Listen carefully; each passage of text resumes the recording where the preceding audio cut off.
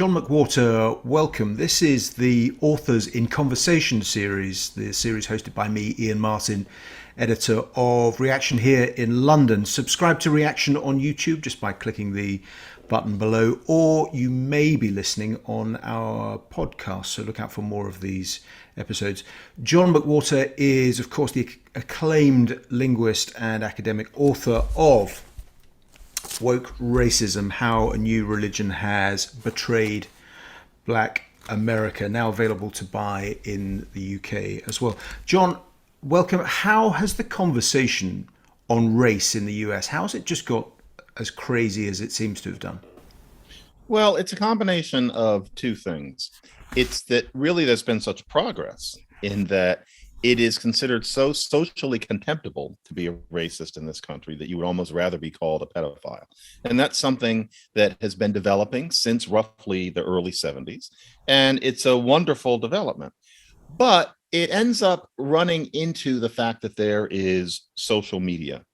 And social media is lends a way of shaming people publicly more easily and with more effect than was possible before. And so what it means is that if you get called a racist on social media, you would almost rather not be alive in many cases. And so you have a kind of person whose weapon is to call you a racist or a white supremacist on particularly Twitter. And most people have better things to do than fight with people of that kind. Most people would rather just knuckle under and pretend to think things they don't believe than deal with being pilloried in that way in public. And so in the spring of 2020, there were two things that were happening. One was the particularly egregious murder of a Black man by cops. Two was a highly unusual circumstance where everybody was penned inside because of the pandemic and using an awful lot of social media and frankly, eager for a reason to connect with other people and to have a cause. I think that that peculiar moment in the spring of 2020 created a racial reckoning led by a prosecutorial kind of person who, if you don't agree with their take on things, will call you names on Twitter. And they started doing it a lot more, partly because everybody was stuck at home. And it created a situation where our dialogue on race became more mendacious and artificial and theatrical than anything that I've ever seen in my lifetime. And I wanted to speak out as somebody who is hard to call a racist. It's not impossible. There are people who can say that I don't like myself, that I'm a shill for the right wing, et cetera. But it's gotten to the point that anybody who knows what I do knows that I'm not a shill for the right wing. I don't think anybody could know me for 5 minutes and think that I don't like myself or that I don't like being Black. And so I just thought somebody Black needs to write it. They can't be in their 20s because then they're seen as too young. They can't be in their 70s because then they're seen as not understanding the modern circumstances. It needs to be somebody middle-aged. And I thought, that's me. And so I thought a me needs to write this book right now. And so I sat down and wrote it. Yeah. You begin the book with three cancellations. And cancellations are a big theme here. Three terrible tales of people finding their lives essentially upended unfairly. And you ask a really good question. What kind of people do these things? I mean, how do the people who do these things justify it to themselves, do you think? Yeah, for them, it feels very justifiable and very natural. They think of themselves as ahead of the curve. In the spring and summer of that year, 2020, there was a series of firings that made no sense, even from the perspective of, frankly, 2019. And yet there were people behind this sort of thing who clearly thought of themselves as doing God's work. And what they're thinking, and they don't put it this way, which is what makes these sorts of things hard. And my book is written to help us see these things more clearly. They think that battling differentials in power, especially ones that are wielded by white people, should be the central endeavor of all that we do. We must always hold that central. Nothing else is as important. For the rest of us, we think of that, the enlightened person thinks of that as one of about 10 things to always be concerned with. There's a certain kind of person who thinks that should essentially be everything. Everything revolves around that.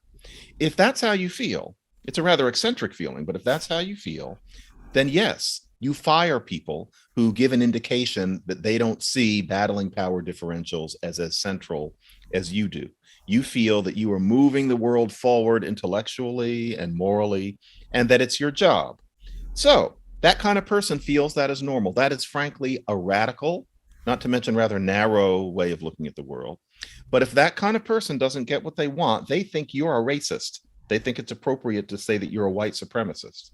Now, if it were 20 years ago, they'd say it and they put it on a flyer. But how many people see a flyer? Today, they'll put it on Twitter. I don't mean to sound mocking about Twitter. I'm not trying to sound reductive. It's Twitter mostly. They'll put it on Twitter and the whole world sees it. That scares most people down to their socks. And so it means that one, people get fired for reasons that don't make sense, but two, nothing is done about it because you don't want to wind up in those people's sights. That's what started happening in 2020. And also, presumably, institutions, whether they be educational institutions, businesses, corporations, membership organizations, are then, of course, terrified by this. They're terrified themselves of being shamed or tainted by association with someone who has proven themselves to be a heretic. A corporation doesn't want to be called a racist on Twitter because then that means less money, fewer profits. And one can understand that. And so, especially because a corporation isn't a person. And so the corporation will decide to let some heads roll because the idea is to stay alive. And once you see too much of that sort of thing, you start to realize that something has really gone wrong, that a critical mass of people need to start saying, no, this won't do. And that's what I hoped would start happening after 2020. And woke racism was intended as being a part of that kind of movement. Yeah. So you describe the people who pursue this as the elect, which, if you could explain that to us, that would be great. I mean, who are they? And you also say they're not intrinsically necessarily bad people, but they are an elect in a term that's understandable in Puritan or Presbyterian terms. Oh, very much. Yeah. I mean, we all know that kind of person, especially these days. Everything's going fine. You're talking about any number of things. You're talking about, planting flowers. You're talking about what your favorite seltzer is. But then when a certain kind of topic comes up, a certain series of buzzwords and buzz phrases come up, and a certain high indignation that you don't think the way they do. And then there's something along the lines of, well, I don't know, isn't that problematic? And what the person means by that, although they don't know it, is you're blaspheming, you're a heretic. And they get much too angry about something that seems very small. Often it's just a matter of wording. That's the elect. And that person is not evil. You've probably known them, all of your life. You've known them maybe for 10 or 20 years. It's your neighbor. It's that person you work with, where suddenly on certain topics, they go out of their minds. And it must be clear that I don't mean only Black people. And in fact, when I wrote Woke Racism, I was thinking mostly about white people who consider themselves allies of Black people. But that way that they have of reacting in what seems like an almost insane way when topics of power and domination come up, although they wouldn't think of it that way, but that's where they get angry. That's the elect. They think that their sense of power relations as being what we all should be most focused on battling is advanced. They think of themselves as bearers of a wisdom that they wish more people had. And there is an analogy to people in certain religious circumstances who thought of themselves as predestined for greatness. And I don't mean that these people see themselves as better, but they do think of themselves as bearers of a good news with a capital GN, to put it in religious terms. And they want to spread it around. And they think that spreading that good news and making the world a better place, according to the tenets of this good news, is so important that it's worth some people having hurt feelings and maybe even some people being cast out of their livelihoods. There's a larger good that is necessary. And we all know that the analogy there is with deadly movements such as the Cultural Revolution in China or Bolshevism. Now, none of these people are doing anything in the physical sense like that, but the structure of it is the same.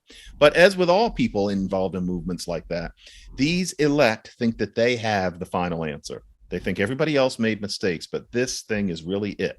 Mao felt the same way, but no, it's different. He was in the past, and I guess he was Chinese or something. Somehow it's different here with these people. But as we know, it's almost never different, and it certainly isn't with these people. This is a very narrow, underthought way of trying to run the world.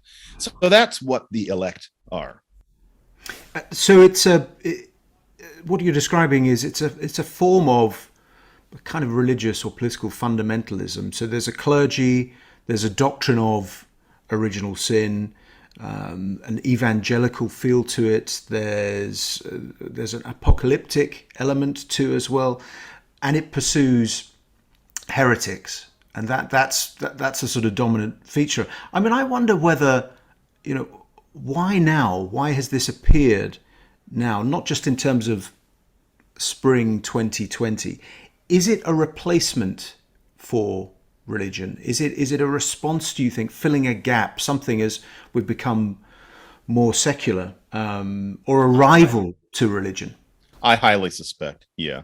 And I haven't investigated that as much as I should because I have other things to do. But yeah, as people become less overtly religious, especially educated people, there is a human need, I think we all would suspect, for a sense of contact with others, a sense of community.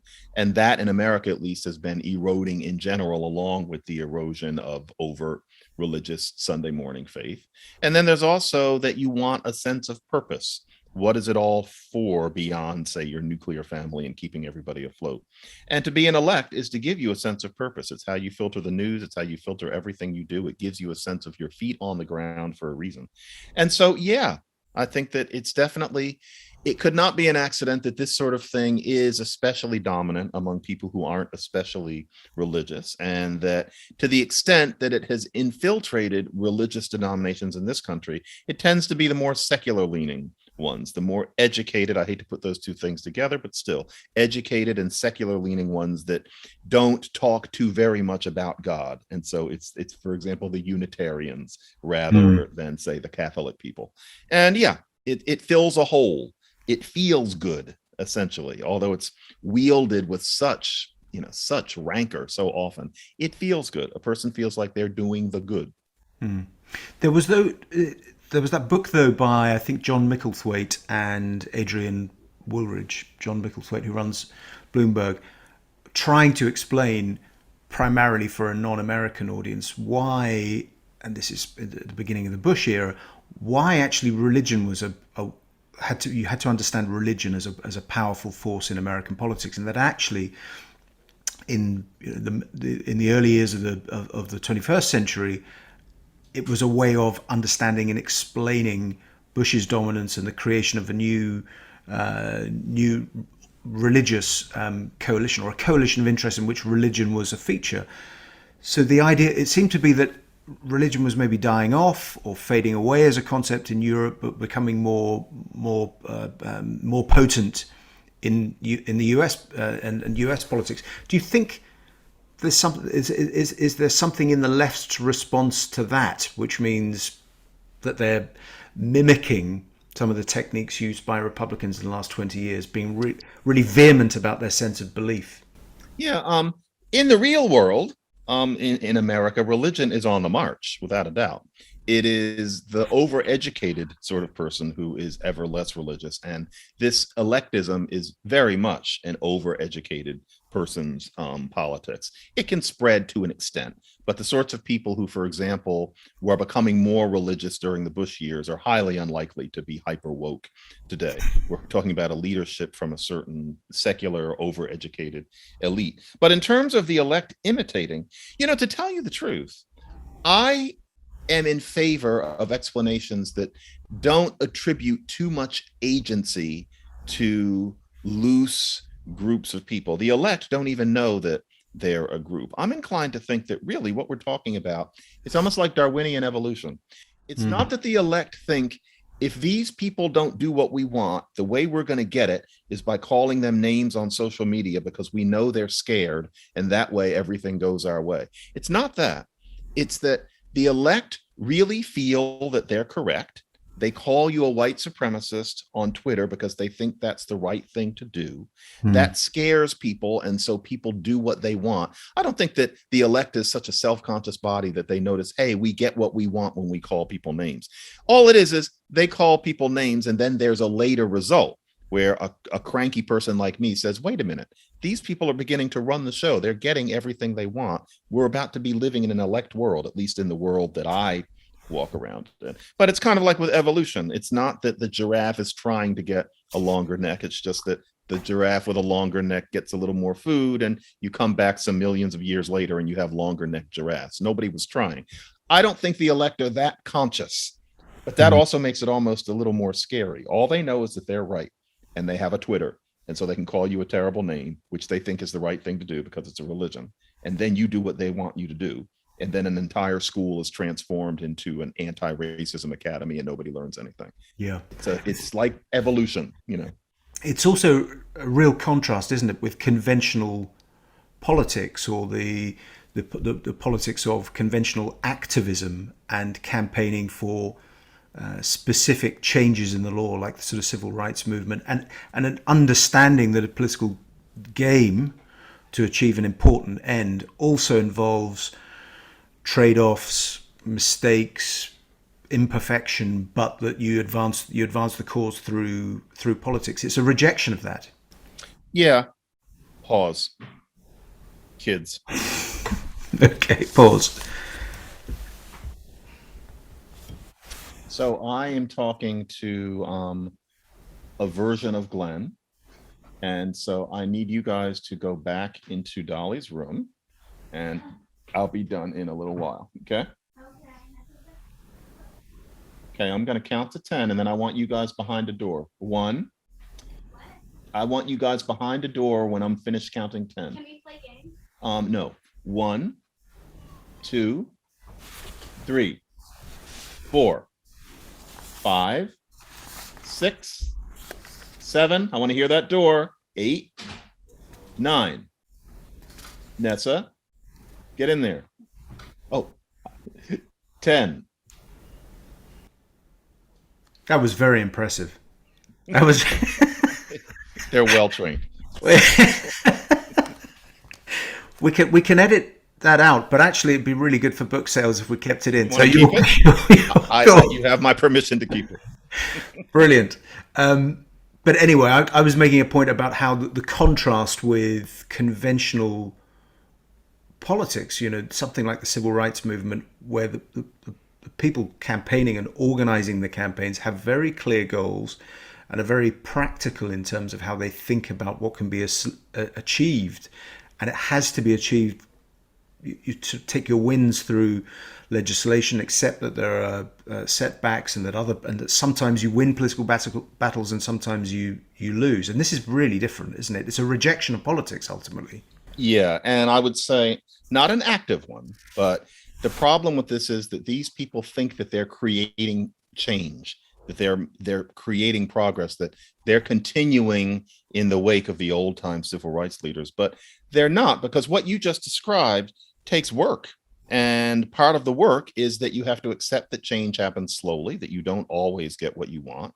You have to get out on the ground and do real things. You have to deal with the nature of legislation and how laws are made and how laws are not made. It's hard stuff. You read about what Martin Luther King did in the 50s and 60s. The speeches are great to watch, but what he did day to day was tugging on lawmakers' sleeves and making incremental changes and thinking about what the future game would be. It was work. Whereas this is about calling people names and policing language, which is suspiciously easier.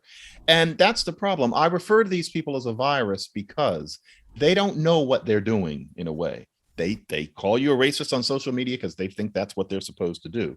But it ends up having this disproportionate effect and distracts people from actual activism, which is not a virus. It's somebody actually using consciousness and doing something. Electism, sadly, is often not conscious. And that's really worrisome because you would hope that change would happen through people thinking about what needs to happen and doing it in ways that actually change lives. Yeah. Where does CRT, critical race theory, fit into this? Wow. CRT, there's been such a debate over critical race theory. Critical race theory begins as some interesting papers written by some legal scholars almost 40 years ago, basically saying that we need to reconceive our sense of justice based on the fact that to be white is to have all the chips, And to be, for example, Black, or to be, for example, a woman, means that your entire story, your entire orientation towards society has to be seen as different, and that this should penetrate our sense of what guilt is, what culpability is, what kind of punishments should be meted out. That's a very interesting idea. People are going to fall on different points of a spectrum in terms of how you feel about that. It used to be that only humanities students knew about this. However, that view has percolated into schools of education. Many people have no way of knowing that the schools that teachers go to learn how to teach, in this country at least, are shot through with an ideology derived from CRT, which says that we're supposed to hold battling those power differentials front and center, and that the heart of educating even children is to teach them to question the mechanisms of society, to be concerned with social justice, to see themselves, depending on what color they are, as parts of a system. That makes perfect sense to people who run education schools, and it ends up being taught as dogma to people who are learning to be teachers. And so that means that it's not hard to find elements of what comes from critical race theory in the way teachers are taught to teach. Now, for about the past 6 months, we've been dealing with this silly semantic debate in this country where someone says CRT is being taught in the schools, and someone says no 6-year-old is being taught from, obscure legal papers from the 1980s. Of course, nobody claimed that. It's that the ideas have percolated in diluted but significant form into what is taught to children or what is not taught to children. Now, what many people think that really answer your question is, if you parse it that way, if you really lay it out and you say, yes, this is being taught to kids, they think, well, it should be. They think, yeah, of course, kids should be taught to be social justice warriors as early as possible. That's elect thinking. That's the idea that your kid is supposed to not learn only math and how to read, etc., but that the center of all of this should be teaching them to question the structure, including even in math and science. To a certain kind of person, that sounds like truth itself. That's because they're elect. They are people who think in this particular, peculiar way, and they have disproportionate power. And we think, well, why would anybody think that's what somebody 9 needs to be taught? I know why. And I think all of us should know why. It's because those people are part of this tiny little class of people. And unfortunately, that tiny little class of people will call you a racist on Twitter if you tell them that they're wrong. And we have seen plenty of that over the CRT debate here in America. It's been quite a mess and quite a shame. But all of it is just pure, predictable electism. You have a lot to say in the book about what this means in terms of being Black and its direct impact. At several points you say it hurts Black people. What do you mean by that? People who are elect have as their central tenet not that you show your faith in Jesus, but that you show that you know that racism exists, both personal racism and especially societal racism. Your job until you die is to show that you know that structural racism permeates society. Now, the truth is that you may think that that means that you're an ally of Black people, just right there by showing that you know racism exists. But the truth is, to a living human being who is Black, a white person saying that they know that racism exists does precisely nothing. And unfortunately, electism is often content to just sit acknowledging that racism exists. And often the acknowledgement means that Black kids and Black people get hurt, and the elect don't care, which reveals that their religion is more important to them than actually helping people in society. And so a debate that's been going on now for 2 years, and it should be resolved at this point. George Floyd was spring of 2020. Here we are coming up on spring of 2022. A certain kind of person started saying, defund the police. Now, it didn't mean that the police should disappear, but the idea is basically less policing. Defund the police. The police are pigs, so let's just have less police. Now, instantly in 2020, people in depressed Black neighborhoods said, no, we want more police, frankly. We know that what happened to George Floyd was awful. Fix that. But no, we need more policing in our neighborhoods. Young Black men are killing each other and children all the time. Now, the elect have nothing to say about that. They have been singing the same song for 2 years now about defunding the police, about replacing at least some of the police with social workers. And people in the communities have spoken. And the elect, at best, kind of scratch their chins and say it's complicated. But they can't hear that saying defund the police may make you feel good because it shows that you know racism exists, but it basically is a slap in the face of the grandmother living in a poor Black community who's watching people die every few months. But the elect don't care. You can go down a list of things like that where there are people saying, we know racism exists, we're with you, brother, but what they're espousing would hurt Black people, and they just think of it as complicated, when it isn't really. It's pretty simple. It's that electism is mostly about self-gratification and virtue signaling. It's not about changing real people's lives, and I think that's just a shame. What sort of reception has the book had in the US? What sort of feedback have you had? Because you're not, as you said at the beginning, John, you're not coming from a conservative tradition. Nope. You are, you're a New York Times reading person, who's seen Sideways, as as you said, and enjoyed Sideways. Yeah. But you must have then had a really interesting reaction, because quite a lot of conservatives will like what you're saying, Mm-hmm. and some people on the left feel uncomfortable. Well, I don't not feel uncomfortable, hate me. But the truth is, I've been doing this now for 25 years. And that means that there's nothing I haven't heard. And so I have tried to position the book quite deliberately as not being aimed at the Fox News right wing. My point was not to get those people to agree with me and to pay me for making speeches. And I did very, very little Fox News, despite the fact that it would have sold more books. I wanted to be very clear that this is a book written for people who are left of center, but not radical, who are being seduced by the idea that these elect people are right because they're so frightening. I wanted to do that. And that has worked.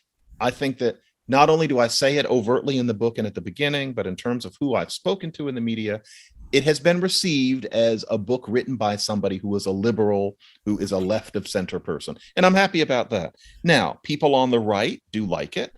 I get the feeling some of them feel kind of insulted that I say in the book that I'm not writing to them, but they like it. But more to the point, I get the feeling that exactly the sort of New York Times reading, Sideways, Downton Abbey watching person who I was trying to get to, I think they get it. I think they're seeing a lot of people write to me. Frankly, it's several daily, saying that you have helped me to understand something that really confounded me. And that's what I wanted. Now, of course, there are religious people who don't like what a hard time I give religion and say that I'm ignorant about religion. They are correct about all of those things. And then there's been a major pushback from many people who say that censorship from the right is more important than what's happening from the left. I disagree, but I would say at this point that the two are equal. That was not the case, in my view, 2 years ago when I planned the book, but the right has gone even crazier than they were before. But yeah, the book, I think, is doing its job. I just wanted to be a voice, a Black voice, so that people would have to listen, and a Black voice who has enough of a footprint now that the book would be read by a critical mass of people. I didn't know I would be writing for the Times. That was a bizarre thing. I didn't know that was coming, but I have a reputation, and I just wanted to talk to, frankly, my people, the white ones and the Black ones, and say, stop listening to these priests, because what those people think is not what most Black people think, and it's not what most rational people would think of as activism. Don't be afraid of those people. And I think that it's playing a part in creating a healthy backlash against that sort of person. Yeah. I was going to ask whether you think that is now happening, that essentially a backlash is underway, you think? Yeah. It's already getting to the point that 2020 looks like history. 2020 elect was they raise their little finger and a person gets thrown out a window. They were getting anything they wanted, just firings that made no blessed sense. The elect 2021, less. There are more people fighting back. More people are comfortable saying that there's something wrong.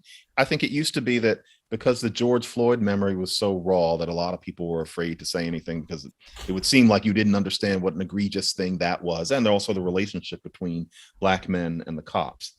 It's getting better. 2020, there were a couple of things I wanted to write that I couldn't get the mainstream media to publish.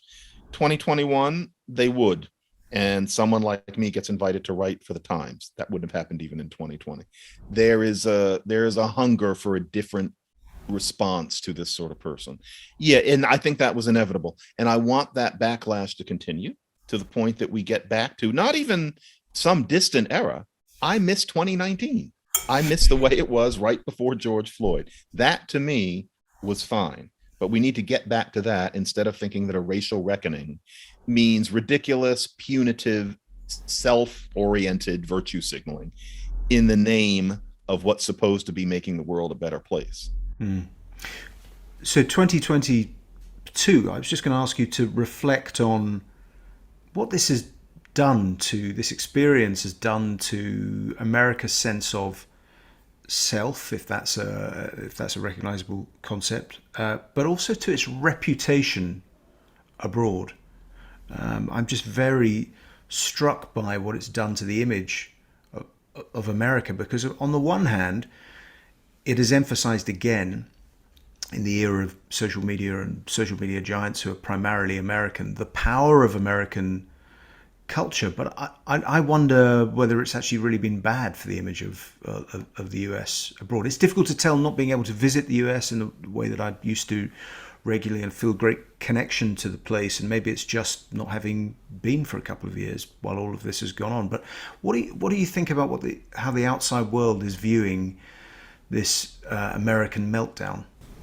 Well, you know, what I worry about is that the outside world actually falls for the way the elect portray America. Because if you listen to those sorts of people, this is this racist hellscape, and there are certain, comfortable writers with bookline homes like me who want to deny it, including black ones like me. But racism is everywhere. George Floyd is an indication of what America with, the triple Ks is.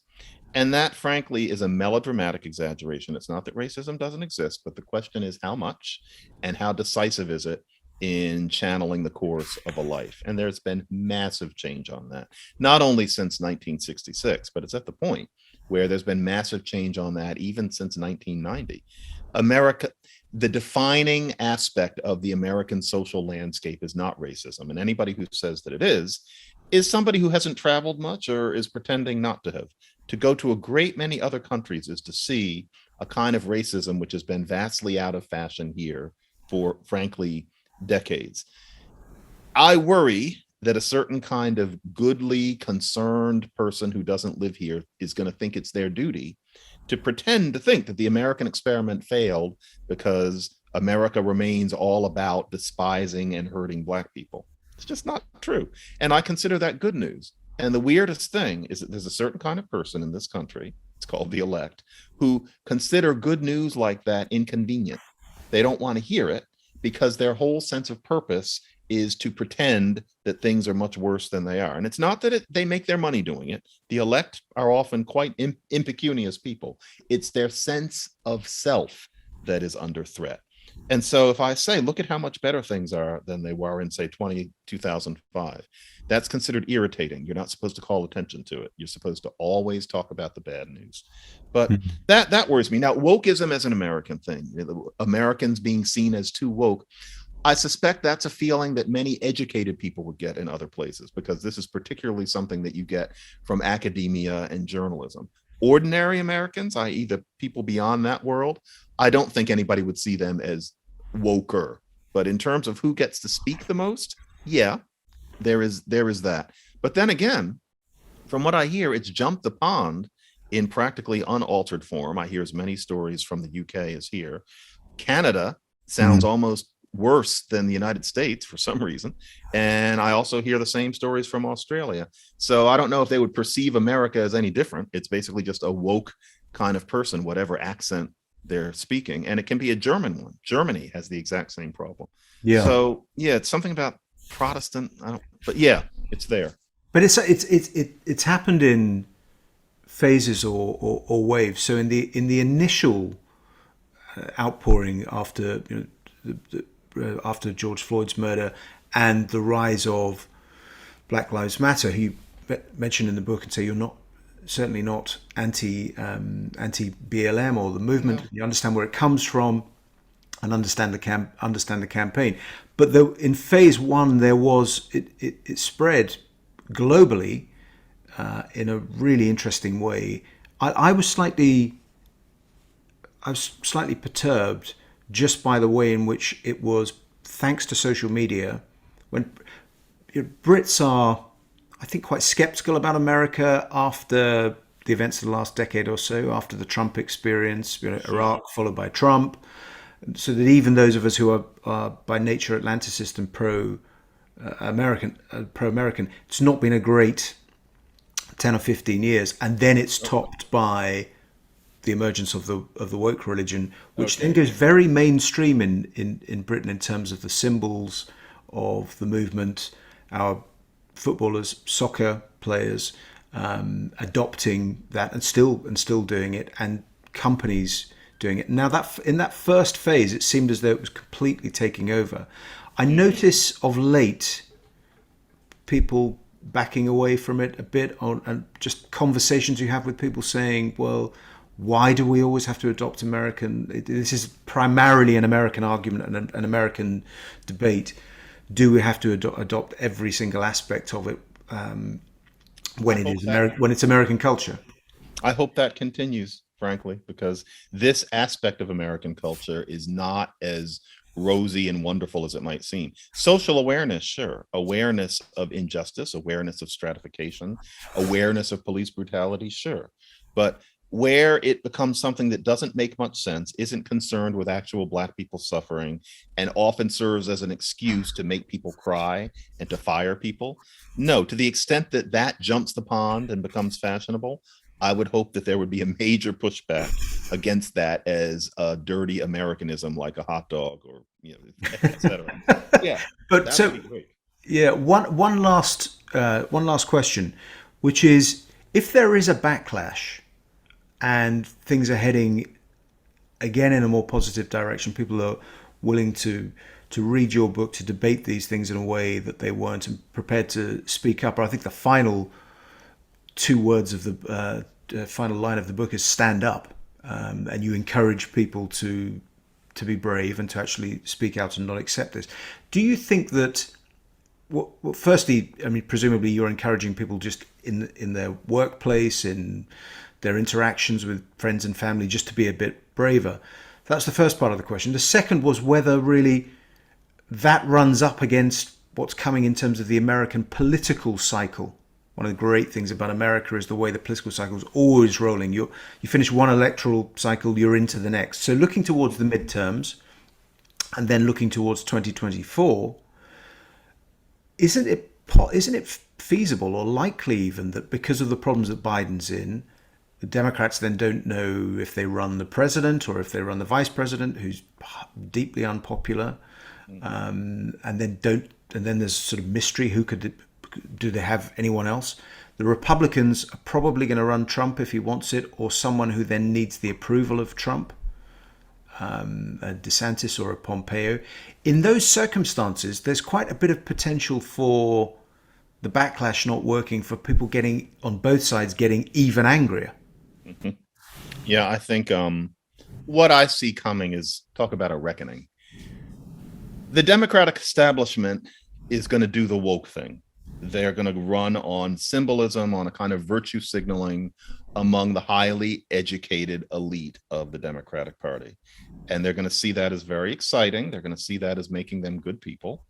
And I truly fear that that might mean Trump having another administration.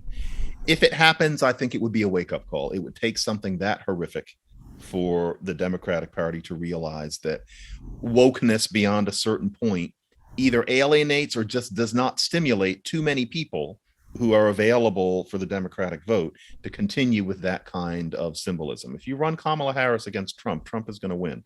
And Kamala Harris is a woman, Kamala Harris is Black, Kamala Harris is interesting. That would be a terrible thing to do, or anything like her. You need somebody who could actually win, even if they weren't extremely, left-leaning and didn't say Latinx, et cetera, et cetera. I think it would take something really horrific to make the Democratic Party realize that and act on it, which is why, frankly, I hope that something keeps Trump from being able to run, because anything on the Republican side would be better than him. So I hope that he gets tired or something, just something to keep that from happening. But yeah, we do have a danger there, because hyper wokeness, I don't know if it hurts Democrats, the studies are beginning to show that it isn't a decisive factor in turning people off, but it doesn't attract. It's not what you should focus on because that's not what makes people vote for you. That's a problem. Yeah. So, John McWhorter, thank you very much for joining us today.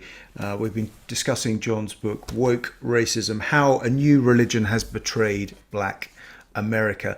You're watching Reaction or listening to Reaction on our podcast as well. This is the Authors in Conversation series with me, Iain Martin. If you're not a subscriber to Reaction, visit the site and you get my weekly newsletter on politics and culture and economics and all sorts of things. And you also get the work from the team on geopolitics and business and culture, all of that.